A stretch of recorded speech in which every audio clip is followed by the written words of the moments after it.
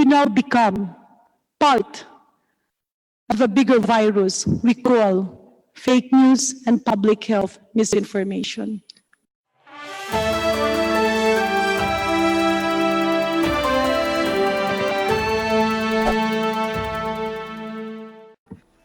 Mr. Chairman, distinguished colleagues, allow me to focus on Section 4 of Republic Act number 7966. Allow me to quickly read Section 4, Your Honors, responsibility to the public.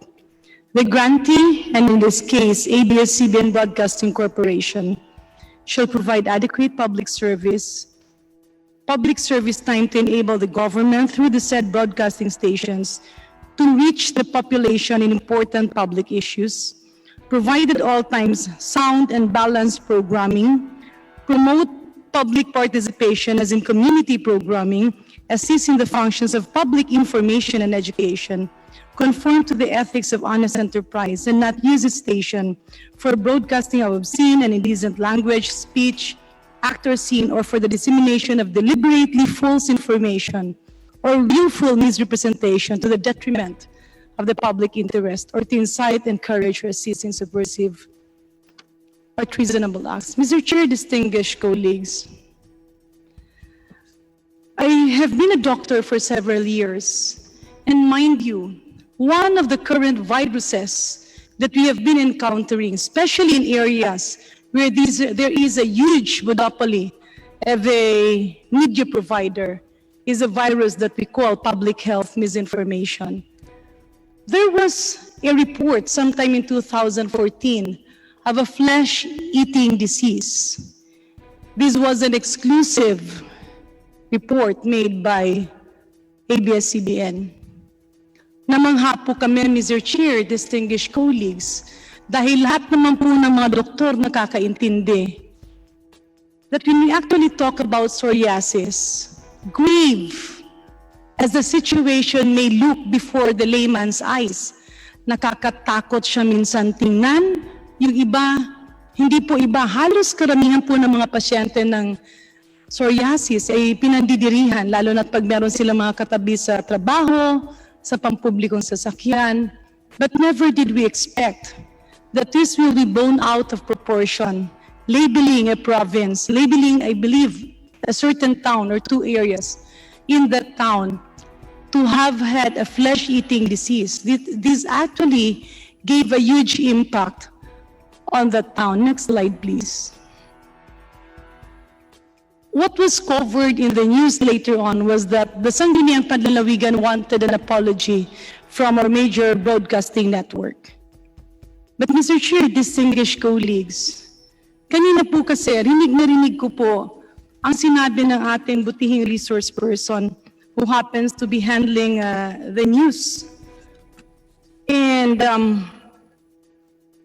I'll go over it in a while, pero ang naisip ko po, ang naging tutok po ng sambayan ng Pilipino ay yung sama na loob na naramdaman ng mga opisyal, which I believe can be given credit.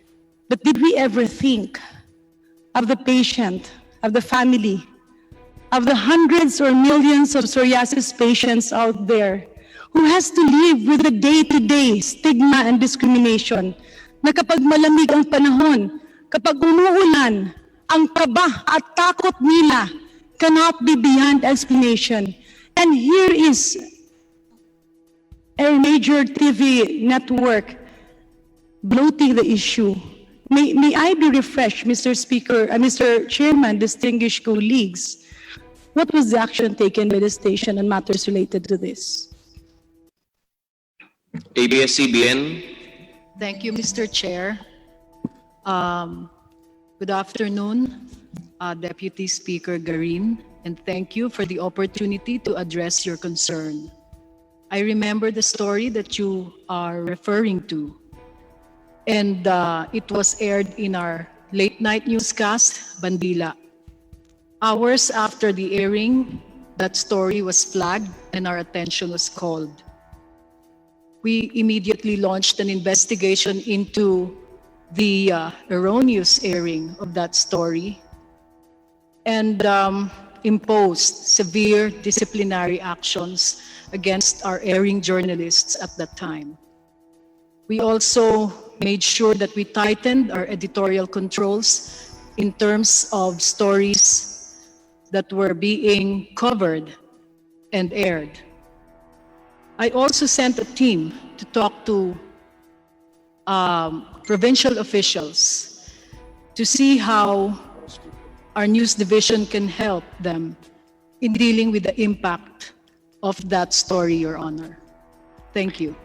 Thank you, Mr. Chair, for that kind response. Doon po ang problema eh.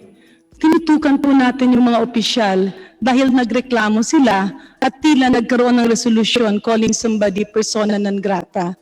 But my focus is not only on our officials. Paano po yung pasyente? Paano po yung mga pamilya ng pasyenteng may psoriasis? Paano po yung patuloy na nilalait ng ibang Pilipino, ng ibang kababayan natin, hindi nila naintindihan yung sakit? And instead of ABS-CBN being an instrument of educating our public, and unfortunately in this situation, inaging tulay tayo para i-discriminate palalo yung ating mga psoriasis patients. Did you ever think of helping the family? Do you have advocacies on explaining to the general public what psoriasis is all about, how we can support them, na ayaw naman nila, subalit ito'y sakit nila, ito naman maski nakakatakot tingnan, hindi nakakapanghawa. Dahil ang naging reaksyon po ng ABS-CBN, tumutok dun po sa mga opisyal. At nakalimutan natin na yung taong nilait natin, taong may buhay at nasasaktan. At hindi lang po siya ang psoriasis patients. Marami pa po sila. And they are actually good people. Nagkataon lang nagkasakit. Isang sakit sa balat na wala pong gamot o kung meron mang gamot, napakamahal. Let me move, and then Mr. Chair, if I may, nakakagulat po kasi kung meron po talagang proper vetting, when your reporter went there, she was in complete personal protective equipment na talagang visual pa lang, takot na po. I am not bringing this out in the open to demean the broadcast network. But then I'm bringing this out dahil minsan pag tayo'y lumalaki na, nakakalimutan natin na marami pong mga maliliit na tao na kapag ating nasasagasaan, walang-wala po silang kakayanang lumaban. Just like in this instance, papansinin natin dahil sila board member, sila gobernador, pero paano po ang pangkaraniwang Pilipino? Next slide, please. Next slide, please. Yeah. Mr. Chair, allow me to refresh the memories of our distinguished colleagues here on a victim who was murdered in Cebu. I think the name is Christine Silawan. Previous slide, please. Okay. Nabigla po ang sambayan ng Pilipino dahil isang batang babae na napakaganda. And of course, the mother who was really grieving, the neighbors and the families grieving, wanted justice for this victim. And to refresh your memory, Your Honors, naging malaking issue po ito sa Cebu. But it was a puzzle why she was skinned, why the body looked like that. And the PNP came into the picture. When the PNP came into the picture, nagsagawa po sila ng sariling investigasyon and hindi pa po nalalaman kung sino ang may gawa nito. But apparently, again, in your station, distinguished sponsor, distinguished officials of our giant network, Mr. Chair, distinguished colleagues, out of the blue, there was an expert who was claiming to have conducted autopsy on the victim. Can you please flash the next photo, please? The next slide. Next slide, please. Okay, that's the victim there in the middle. Meron pong isang bata na nasa gilid. At kung titingnan niyo po, napakakawawa nung batang ito. This is actually the boyfriend of Christine Silawan. Siya yung unang naituro dahil siya yung nakita na huling kasama. Pero minarapat ng karamihan na hindi ito tutukan dahil tiningnan muna at hinintay muna yung investigasyon. I don't know what the attitude has been formed. Pero minsan kasi kapag malaki ka na, gusto mong palagi kang nauuna sa balita. And sometimes, I am not blaming the officers and the management of ABS-CBN. Siguro minsan pag sobra na tayong malaki, hindi natin nababantayan yung mga maliliit na bagay. But if you look at the situation, it is a huge impact on our people. The boyfriend was alleged to have been the murderer of this victim. But the PNP refuted this. The only problem here is that the PNP was not given the platform that you gave to Attorney Acosta and to Dr. Erwin Erfe, an expert that you always publicize in your station. I agree he is a doctor, but myself being a doctor, we all know that he is not a pathologist, nor is he allowed to perform forensic pathology. Ano po ba ang nangyari? Dahil sa malawakang pagbabalita, this innocent boyfriend of the victim, ikinulong, and at his young age, he cannot understand why, while he was grieving for the death of his girlfriend, he was also placed in prison, subjected to things we cannot imagine. Nangyari po ba ito dahil siya'y anak lamang po ng isang mahirap na pamilya? Nangyari po ba ito dahil siya'y isang probinsyano na hindi alam kung paano lumaban sa ganitong klaseng laban? Ikinulong po ang batang ito habang siya'y umiiyak dahil yung kanyang girlfriend ipinatay. The only link there, may nagsabing sila ang huling nakitang magkasama sa kumbento dahil sa Kristan yung boyfriend. But because the police investigation were pointing to a lot of blank walls, they tapped the NBI, opened, I believe, a cybercrime, the experts on cybercrime came into the picture and opened the Facebook of the victim. So much so that it led them to a possible suspect, a businessman who actually wanted, who had an infatuation with this young lady, na mas may pera at mas may kaya kaysa dito sa boyfriend na mahirap.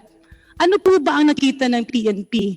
Nakita na nanlaban yung bata, hindi po siya na-rape, at yung bilang mga eksperto po, ang sabi po ng ating ibang mga pathologists is that there is a possibility that the victim was left there for a few days at posibleng nakain ng kung anumang hayop or a stray dog. And that was the explanation.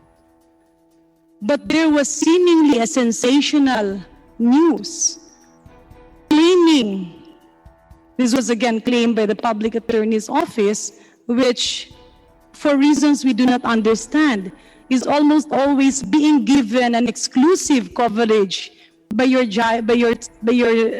station. At ang sinabi nga nila doon, ina-rape daw yung bata, binuhusan ng asido. This was in contrast to the findings of the real forensic pathologist under PNP. Isa po ang epekto dito. Pwede pong mawalang bisa yung kaso dahil yung totoong eksperto hindi naman nabibigyan ng plataforma kagaya ng binibigay nyo kay Dr. Erfe. But what pained me here is that we have here a young boy who was already sent to prison, and the judge in Cebu found out that it was not supported by any evidence, and there was already in the custody of the police the victim on the left, the suspect on the left, who actually confessed to the crime.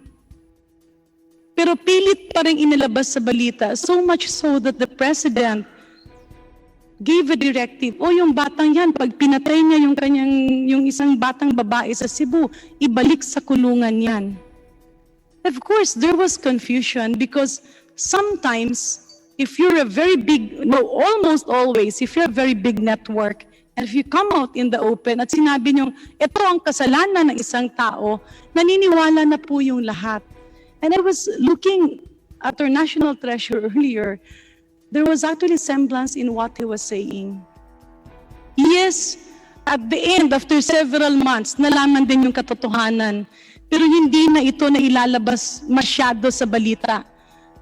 But will correcting the wrong that was mentioned before, will correcting the fake expert that you tried to portray as a forensic pathologist on television, will that correct the psychological torture that this young teenage boy underwent while in prison? Next slide, please. And that's it. Ito po palagi nating footage na nakikita po. Ang sinasabi ko po, pwede po meron kayong mga rason. But earlier, as I was listening to the opening statement of our distinguished resource person, ang sabi niyo po sa slide number 5, it is your response to a call to tell the truth and work for a cause greater than ourselves. Tama po yun. But the cause greater than ourselves is actually coming out and listening to the real experts, not to the friends of your employees or newscasters. At kung yung ating pong biktima was murdered, mas masakit po itong pangalawang biktima na sa batang at murang edad niya naikulong, pinalabas, ikinulong ulit, dahil nga po, yung eksperto na palagi niyong pinagbibigyan ng ere, hindi naman po pathologist. Next slide, please. Mr. Chair, distinguished colleagues, I really didn't want to open this up. But I do have high respect for ABS-CBN. As a child, nakikita ko po, nung maliit pa po ako, kayo na po ang unang bukang bibig. And even my daughter, when she was growing up, we were always excited to band together to watch the soap operas. The good channels and the advocacies that you have made us band together as a family and allowed us to talk about a lot of things.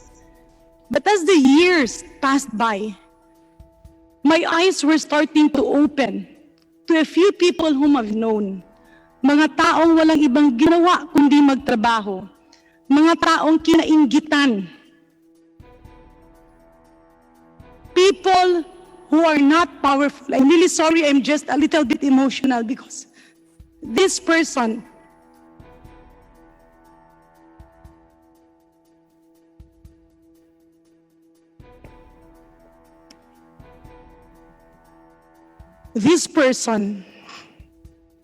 hindi ko po siya lubasang kilala.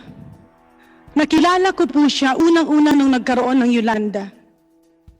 Nakilala ko po siya nung nakikipaglaban siya sa SARS at ako po nung mga panahon na yun, wala pa po sa larangan ng kalusugan. Nakilala ko po siya kung paano siya magtrabaho nung labanan nila yung leptospirosis. At lalo ko siyang nakilala nung linabanan natin yung Ebola at yung MERS-CoV. He was the only infectious specialist in the central office of the Department of Health. He was a regular person being interviewed by your station because he was the DOH spokesperson during the time of Secretary Ona and was carried on during my time. I'm referring to the former Assistant Secretary, Dr. Lyndon Lisoy. Lyndon was a jolly person. He dedicated his life to DOH despite all the efforts from the private sector. Next slide, please. Yeah.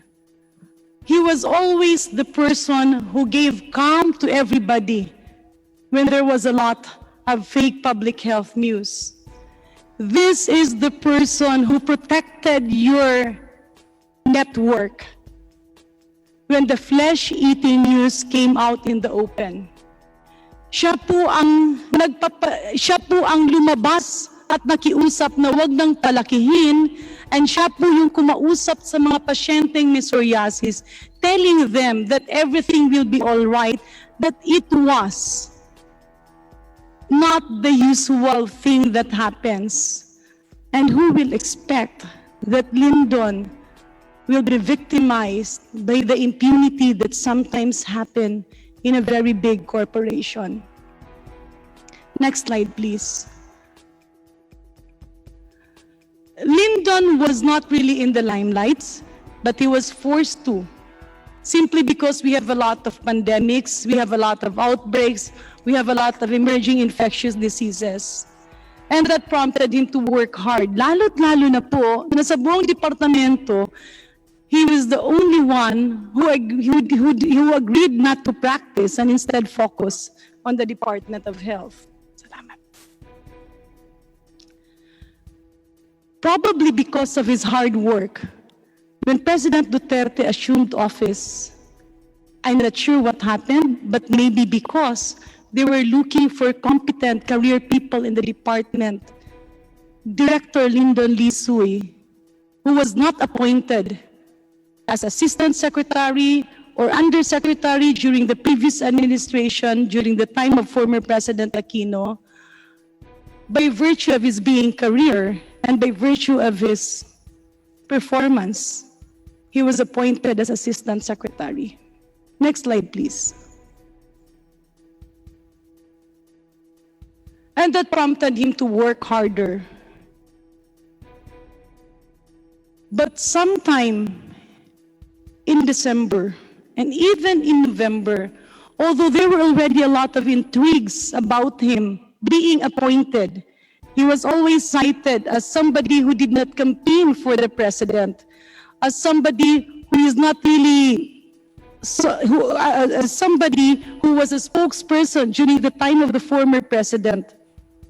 But despite all of this, he was appointed by virtue of the career promotion inside the department.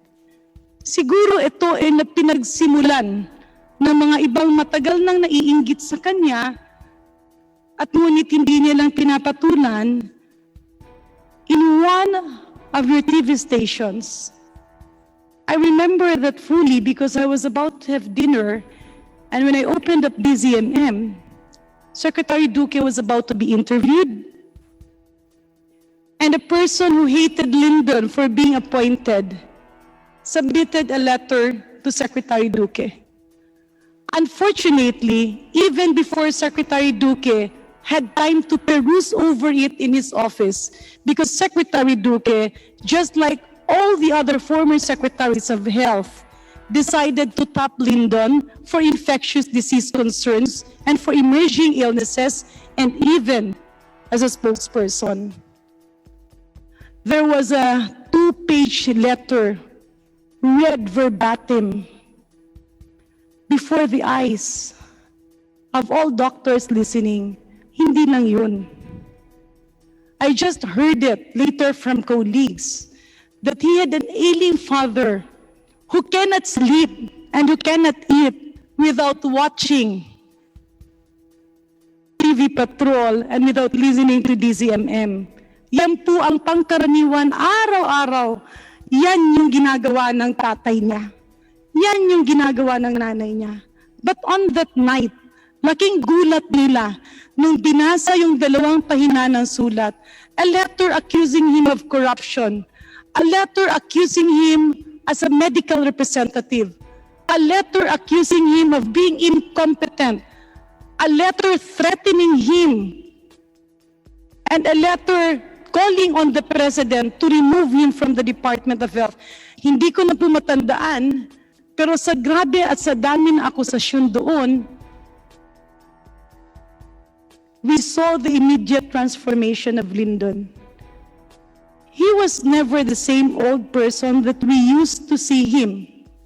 Moreover, he cannot forgive himself for inflicting that harm on his parents. Alam mo yung palagi niyang bukang bibig na, kaya ko namang masaktan ang sarili ko. Pero yung masaktan yung nanay at tatay ko, dahil lamang po ako na-promote sa DOH, hindi po ba mas maganda natanggalin na lang po ako bilang opisyal. But people were advising him not to give up. Why? Simply because he was the only infectious disease specialist in the whole department. And after that, he was always being ridiculed. Of course, hindi po siya payat na tao, hindi po siya, mahirap po kasi minsan pag parang kinakantsawan ka. And you're a scientist or you're a doctor who is not used to all of this. Because doctors as they are, lahat po ng mga eksperto, hindi po mahilig humarap sa media. Because you're always busy in your work. If there are doctors who will have the whole time of their life facing media, it's because they're not practicing, or it's because they are not busy with patients, or it's because they have ambitions. And a very powerful TV network like your station unconsciously can ruin the lives of many of our scientists and our doctors. That's why I decided to come out and speak up for them, because I've seen a lot of them suffer in pain. I've seen a lot of them who are brilliant scientists, but who cannot speak up when it comes to talking before radio stations and TV stations. Moreover, wala naman silang maraming kakilala sa istasyon nyo at hindi naman sila pwedeng basta-basta pumunta na lang doon at magsabi kung ano ang kanilang nararamdaman. Next slide, please. And because of those repeated series of autopsies being conducted, so may I ask, I know, Mr. Chair, I've been thinking so hard about this. I really do not want to ask these questions. But then as a doctor, it is my moral obligation to do this. I can face all cases thrown to me because I am both a doctor and a politician. But doing this to scientists and other doctors, kawawa po sila. So ito po ang naging buhay nila. On a weekly basis, ngayon nga, yung iba naka-quarantine, yung iba nagpo-positibo. They have to, hire lawyers, spend a lot, spend everything, every centavo that's being paid to them by the government, simply because you had a series of experts that you call, binansagan niyo pong eksperto, yung mga hindi naman totoong eksperto. So may I ask the officers of ABS-CBN, first, what is your basis in labeling a doctor as a public health expert? Or, let's say in the case of autopsies, when do you call a doctor a pathologist? When do you give credential to a forensic pathologist when in fact he is not? And because you mentioned that in responsible journalism, you really have to go through to a series of vetting. And because the flesh-eating fiasco already happened before, you already have systems installed. May I ask you, do you ever have an evidence, a statement from all the 21 countries, plus the United States of America, plus all the countries who are members of the European Union, who are currently using the Dengvaxia vaccine, maski isa lang po, meron po ba kayong nakitang ebidensya o papel man lang na nagpapakitang may namatay dahil sa Dengvaxia? ABS-CBN, maaari niyo pong sagutin yung 3-4 na katanungan na ipinukol sa inyo ng makapagbagdamdamin na si Congresswoman Janette Garin. Thank you, Mr. Chair, Your Honor. Your Honor, in our pursuit of the truth about Dengvaxia, we sought information from various sources, including experts, including officials, previous and present, of the Department of Health. They gave us diverse opinions and observations about the vaccine and how it was selected to fight dengue in our country. We tried our best to do our stories in a fair and balanced way. But I do understand and acknowledge your concern about the use of non-experts. In fact, I myself received feedback that some of our commentators' interviews with non-experts tended to alarm people. And as a result of that, I acted on it immediately. And we dealt with the commentator as well. We also put an end to stories on Dengvaksha that tended to cause alarm among the general public, Your Honor. In relation to what happened with Dr. Lyndon Lisuy, Your Honor,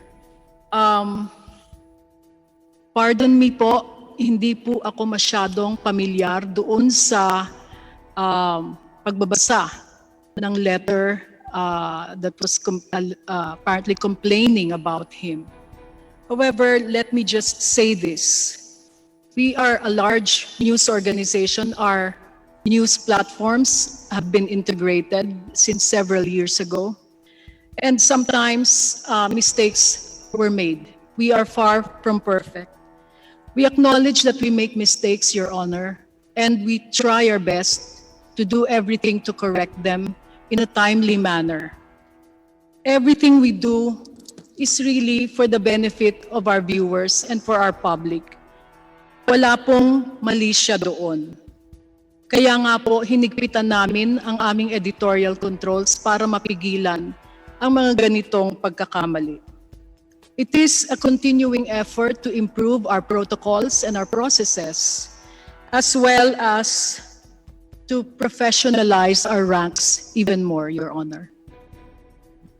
Mr. Chair, distinguished colleagues, there were three phrases that struck me. First, the answer on timely manner. Second, no malice. Third, you consulted experts. May I inquire, well, because when we talk about experts, we're not talking about personalities. We're talking about specialty societies, medical societies, and even the World Health Organization. So can you enlighten me? Or if you won't have time anymore, you can submit to us in writing. Sino po yung eksperto na sinasabi mo? You can just name the major expert that you have. Pangalawa, timely manner.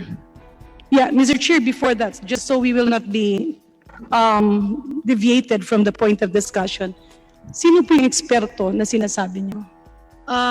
I cannot remember at the top of my head, Your Honor, but I do remember that we had several news stories that we aired in our various platforms on Dengvaksha that relied on officials of the health department at that time. However, I acknowledge that there were also non-experts interviewed during our commentary programs on radio, Your Honor. Yun po ang pagkakaiba nung mga content na nailabas po namin tungkol sa Dengvaksha. Do you have an advisor or a consultant who guides all your stations and your TV networks whom to interview, whom not to interview? One of our public health experts, one of the public health experts that we consulted and provided us information to guide our editorial decision-making was Dr. Susie Mercado. That was the height of the Dengvaksha controversy, Your Honor.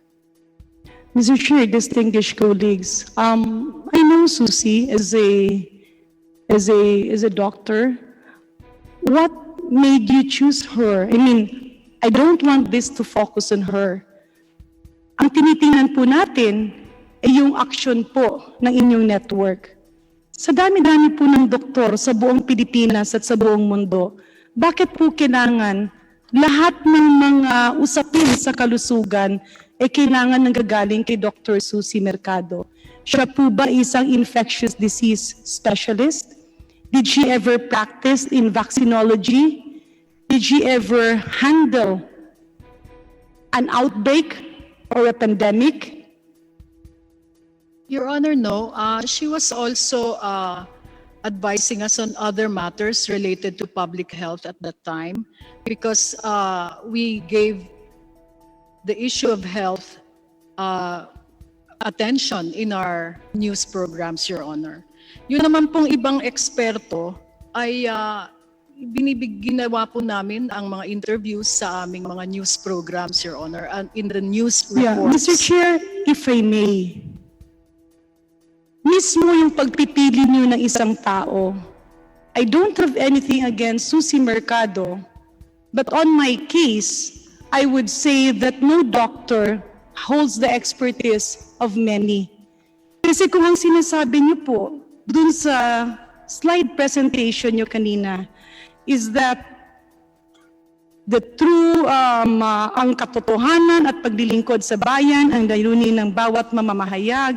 Hindi po ba na kapag kayo pumipili ng iisa lamang pong tao who will tell you, advise you, or dictate to you, hindi po ba sa gagawin yung ganyan, ang laki ng posibilidad na kung meron siyang personal na kalaban or meron siyang galit sa isang tao, magkakaroon ka ngayon ng pag-aaway-away among doctors because a giant TV station should have went through the Philippine Medical Association or even get the official statements. I mean, we know, of course, that she was interested for the WHO regional director post. And the WHO regional director post needs a lot of backing from the government. Mr. Chair, I believe I still have two more major issues that we'd like to handle.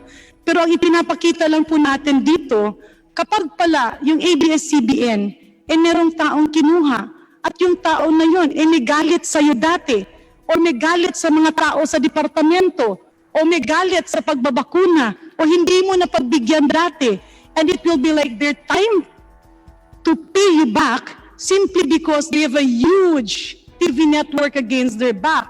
Pero kawawa naman po ang taong bayan. Mr. Chair,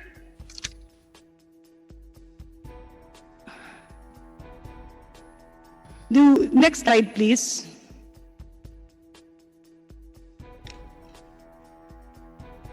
Earlier, Mr. Chair, I had one question to ABS-CBN. Ang sabi niya is you do extensive research. You consult diverse officials. We have the Philippine Medical Association, the umbrella organization of all doctors. Under the banner of the Philippine Medical Association, we have various organizations, both specialists and non-specialists. Bakit po ba? Sa dami-dami naman ng specialty organizations whose idea and input will not be biased. Bakit po ba kailangan ang inyong sasabihin sa larangan ng kalusugan nakatutok lang po sa isang tao? And again, if you were indeed doing your research, no less than the World Health Organization have repeatedly told you that the vaccine does not cause deaths. Bakit po ba paulit-ulit niyo pa rin ginagawa yun? You mentioned about giving everybody the prerogative to speak up. Mr. Chair, distinguished colleagues, I'm going to submit to this august body a review of the interviews, the corresponding airtime by a few of the people of ABS-CBN kung saan halatang halata po na parang ginawa ng black time yung inyong broadcast network para lang po sirain yung mga matitinong opisyal sa loob. Na kapag yung isang tao gustong magpa-appoint at walang bakante, lalapit lang sa isang empleyado nyo, isang opisyal nyo para sila makapasok. Do you look at this as responsible journalism? And moreover, you mentioned timely manner. Ilan po bang otopsiya ang nakandak muna ni Dr. Erfe bago nyo ito hininto? And how long did it take you? A few days? A few months? Because if my memory recollection tells me right, hindi nyo po ito hininto hanggang nawalan na lang ng gana yung taong makinig. Mr. Chair, my last public health concern here. ABS-CBN should have been a very responsible network. Nakasaad po sa kanilang franchise agreement as contained in Republic Act number 7966. Responsibility to the public. You should conform to the ethics of honest enterprise. You should not disseminate or deliberately disseminate false information or willful misrepresentation to the detriment of the public interest. Ano po ang ginawa nyo? Araw-araw, si Dr. Erfe, kaharap ang sambayan ng Pilipino, may dugo na autopsy. Una, autopsies should not be conducted by non-experts. Pangalawa, naglabas po ng hinaing yung Philippine Society of Pathologists, the umbrella organization that holds the expertise to this. At ang pakiusap nila, please do not tolerate this. But it fell on deaf ears, Madam Speaker, Madam Resource Person. At ang sabi nga nila paulit-ulit sa inyo, bakit hindi nyo pwede itong gawin? Because as pathologists, they have been taught to strictly observe the confidentiality of the autopsy process and to respect the mortal remains of the patient. Not only that, it was very prominent in your series of exclusive interviews and exclusive shows that media men were filming the actual autopsy examination. Never have we paraded as doctors the organs of the autopsy cases we have done in public, dripping the blood. Not only was that inhumane and disrespectful to the dead, it was also dangerous on the part of the media people who were exposed to possible viruses and bacteria that may be present in dead bodies. Kailangan niyo po kasi talagang alagaan yung inyong mga empleyado dahil lang po ba kailangang makascoop, papupuntahin niyo sila at ipaparada niyo sila. It is tantamount to a public health menace. And Mr. Chair, distinguished colleagues, this was the cause of vaccine coverage plummeting. Now that you have heard from all over the world that viscerotropism and neurotropism does not exist in the so-called victims that you were calling.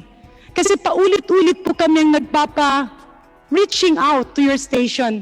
The others listened, but ABS-CBN, because you're a big conglomerate and you're a giant, our voices fell on deaf ears. And even up to this point of time, with health issues, you keep on interviewing non-experts. And the problem there is, kapag ikaw ay isang doktor, binigyan ka ng airtime ng ABS-CBN, the public now believes you. Expertise is already measured by whom you invite and whom you give platform. Those autopsies exposed your people to a lot of bacteria and viruses. Hindi po pwedeng gawin yun. Yung pagparada natin ng mga duguang internal organs, ano po ang nangyari? Natakot lahat ng nanay. Bumalik ang polio, nagkaroon tayo ng outbreak ng measles, nagkaroon tayo ng outbreak ng Japanese encephalitis, dengue, chikungunya, name it, you have it. Now, it pains me to hear you clamoring that you have been helping the Filipino people, clamoring that you have been helping our country. Tulong po ba yung ibinalik nyo yung lahat ng mga infectious diseases na natanggal na ng ating bansa? Tulong po ba na naging instrumento kayo that for the 10 years that we have been polio-free, it only took you and some of your people dahil gusto nyo yung limelight, gusto nyo yung media. Those irresponsible reporting, I do not care if you will be hitting me personally, okay lang po yun. Pero yung programang iningatan ng ating gobyerno ng ilang taon, just because if you cannot perceive the real experts in our country, how can you have responsible journalism? How can you convey the real public health information? How can you deny that you have been unknowingly and unconsciously become a part of that virus that's creeping on our public health?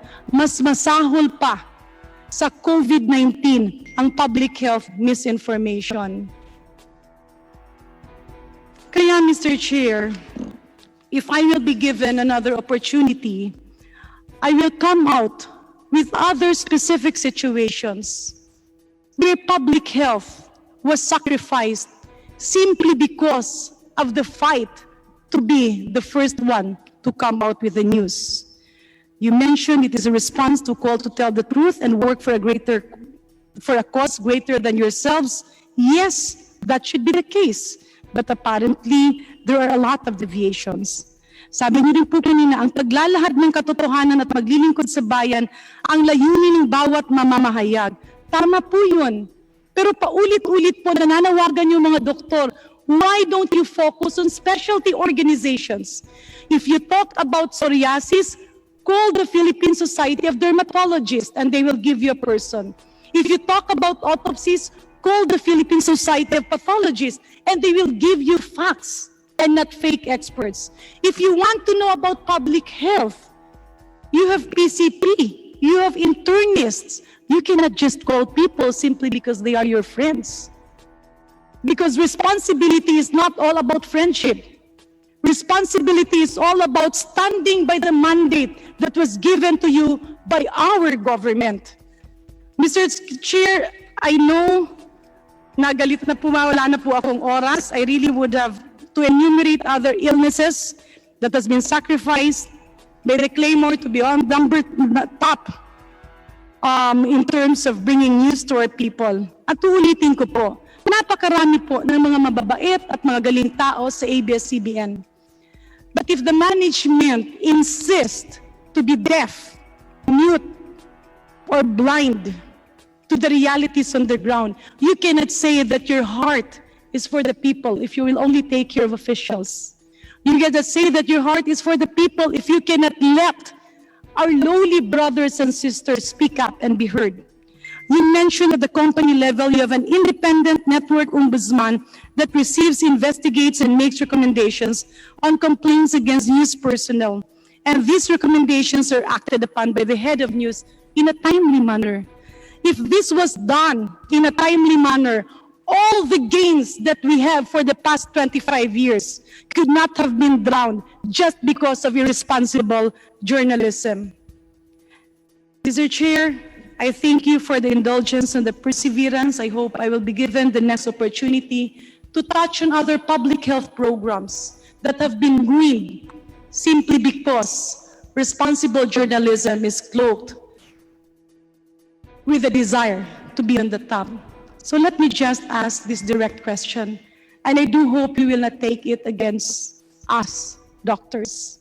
Kasi ang pakiramdam po ng ating mga doktor, ang pakiramdam po ng ating mga scientists at the Research Institute of Tropical Medicine, the doctor whom you have been lambasting because she was the principal investigator of the Vaxia is the same doctor that made the BCG, the vaccine you are using for your TB, for your children against TB.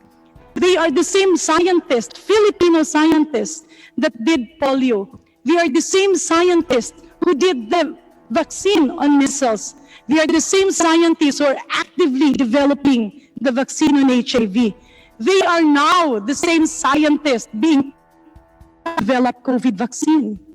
Pero ando dun yung takot, ando dun yung kaba.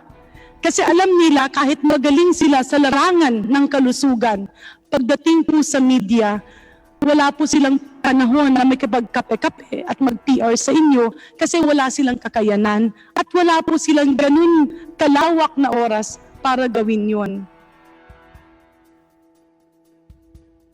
To Mr. Katigbak, whom I respect so much, I hope you can answer my question truthfully, honestly, and as a Filipino. Ginamit niyo po ba ang Vaxia para mapalapit at akala niyo ay mapapalapit kayo kay Pangulong Duterte by hitting the previous administration?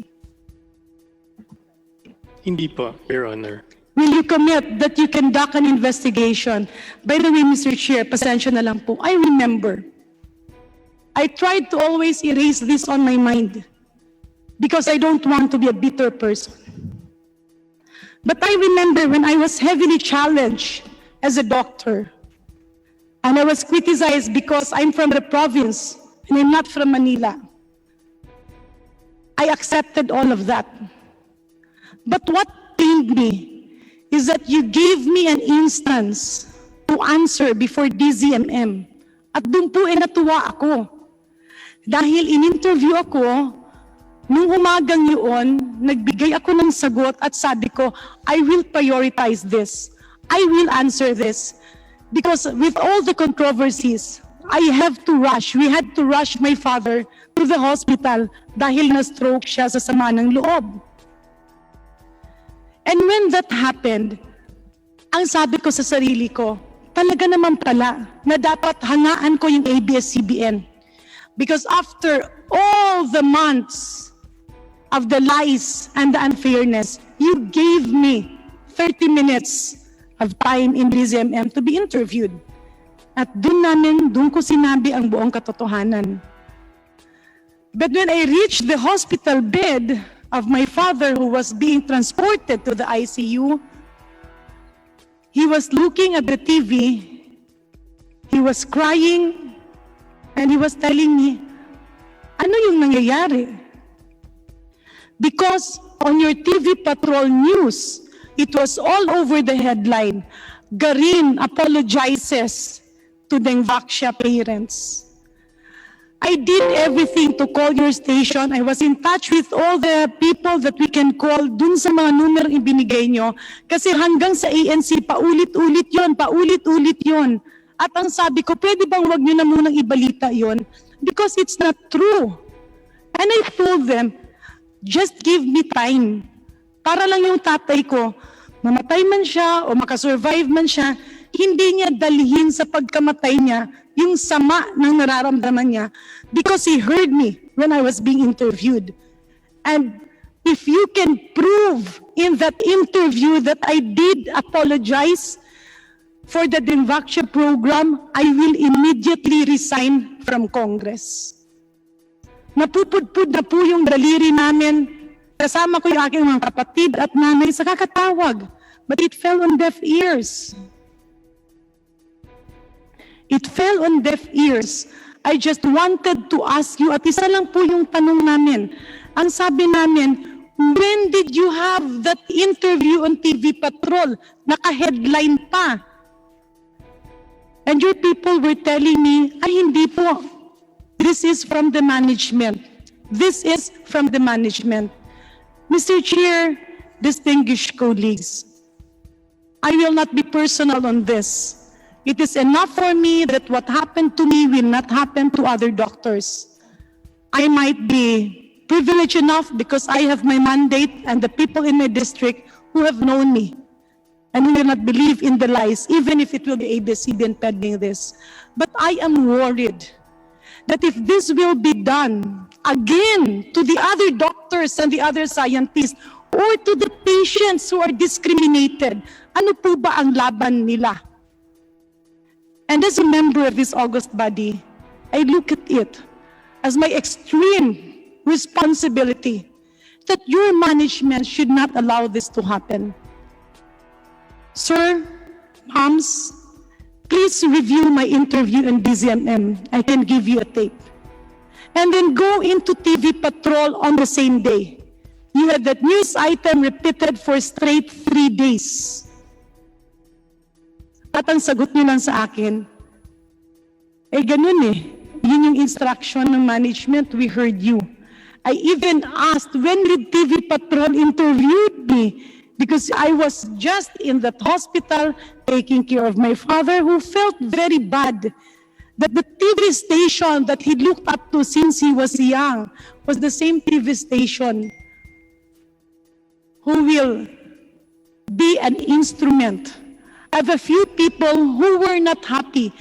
If you are part of the executive, when you become a secretary, a member of the cabinet, you cannot please everybody. There are tough decisions that you have to make. And there were a lot of tough decisions that I had to make because we had to cleanse DOH from corruption. There were a lot of tough decisions we had to make at FDA. At marami po kaming ginawang desisyon para linisin ang PhilHealth. But if your TV station will be allowed to be an instrument of a few people who would like to be appointed, or a few people who would like to win in an election, or a few people who are not really experts but who are pretending to be experts, or a few people who will get back at us because their businesses were ruined because we have to put systems. Ngayon, ang daming nagrereklamo sa DOH. But did you ask them why they cannot move? Because they are afraid of ABS-CBN. Gustong-gusto ng mga doktor na gumalaw. Gustong-gusto ng DOH na gumalaw.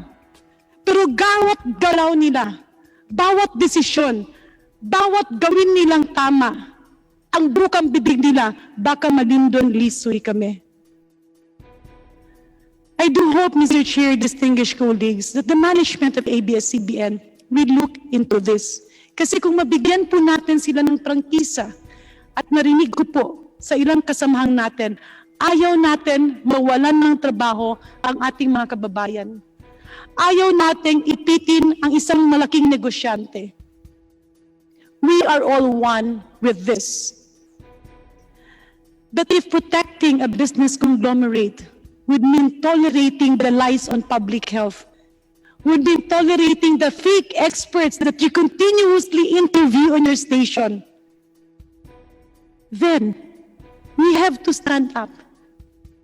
Even if we lose this vote, I have to stand up. I have to convey the sentiments of our doctors, because not every doctor is given the privilege to sit in Congress. Not every doctor is privileged to be a mother. And as a mother, and as a legislator, and as a vaccinologist, I can sacrifice my political post if only I have to stood up by the Hippocratic oath that I have always agreed upon. At patuloy ko pong tatayuan at gagawin ang nararapat para sa mga bakuna dahil vaccination saves lives. And now we are in this mess. Now we are in this pandemic. This pandemic is already a big problem. Pero ang hindi nasasabi, for once in the history of vaccination, when measles, mumps, and rubella vaccine was ruined because of a fake expert who went to the US, who is from the UK, ano po ang ginawa ng UK? Ano po ang ginawa ng Amerika? Ano po ang ginawa ng mga media? They came out with the truth. And that doctor, tinanggalan ng lisensya. Pero dito sa atin, pag merong gustong magpasikat, gustong magpa-appoint, all you have to do is approach a reporter from your station, befriend him, and then they will have the luxury of time, the luxury of a big conglomerate, the luxury of being called an expert simply because you allowed them to be. Mr. Chair, distinguished colleagues, even up to this point of time, I still don't know whether to vote yes or no. I'm still thinking. My vote might just be one vote. Maliit lang po ito. But it is enough for me that if ever we grant them the renewal of their franchise, all of this should be looked into by ABS-CBN. Because when you manage a corporation, success is not measured by money. Success is measured by the real difference that you give to our people. Not the difference that you mouth on the presentations that you make, but the difference that in your conscience you have. To the family of Asek Lyndon Lee Sui, I know that no words, nor even an apology can ABS-CBN can bring back his life.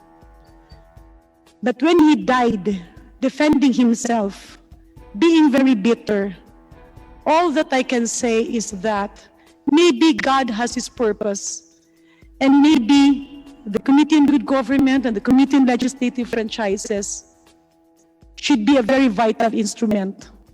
That big as you are, when you grow bigger and you grow bigger and you grow bigger, you always have to remember that at one point, you will never grow big if before God's eyes, you will be part of continuous public health lies. So I do hope that people who will be speaking before your station are real experts. And again, my last appeal. Please do not focus on personalities. Kami po mga doktor, malaking bangayan kung saan ka nag-aral. Kung galing ka sa ganito, kung galing ka sa ganito, ikaw ba'y taga Manila, ikaw ba'y taga probinsya.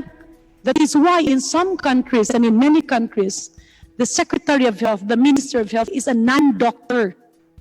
Because the countries do that so that the sitting Ministry of Health will be neutral, no biases.